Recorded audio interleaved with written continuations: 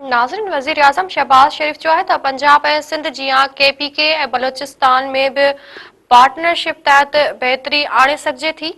वज़ीर आज़म शहबाज शरीफ़ Karachi cantt station जे upgradation जो इफ्तिताह करे छॾियो। तक़रीब में वज़ीर आला सिंध सैयद मुराद अली शाह, सीनियर सूबाई वज़ीर शहजील इनाम मेमण सैयद नासिर हुसैन शाह ऐं ॿियूं शख़्सियतूं शरीक आहिनि। तक़रीब खे ख़िताब कंदे वज़ीर आज़म शहबाज शरीफ़ जो आहे त कराची रोशनियुनि जो शहर आहे। रेलवे वारे खाते कराची कैंट खे महारत सां बहाल कयो आहे। उन ते रेलवे खाते जे वफ़ाक़ी वज़ीर ऐं संदसि टीम खे मुबारकबाद पेश कयां थो।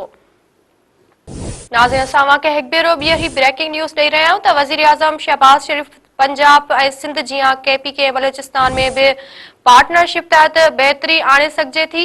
वज़ीर आज़म शहबाज शरीफ़ कराची कैंट स्टेशन जे अपग्रेडेशन जो इफ्तिताह करे छॾियो। तक़रीब में वज़ीर आला सिंध सैयद मुराद अली शाह, सीनियर सूबाई वज़ीर शहजील इनाम मेमण सैयद नासिर हुसैन शाह ऐं ॿियूं शख़्सियतूं शरीक आहिनि। तक़रीब खे ख़िताब कंदे वज़ीर आज़म शहबाज शरीफ़ जो आहे त कराची रोशनियुनि जो शहर आहे। रेलवे वारे खाते कराची कैंट खे महारत सां बहाल कयो आहे। उन ते रेलवे खाते जे वफ़ाक़ी वज़ीर ऐं संदसि टीम खे मुबारकबाद पेश कयां थो।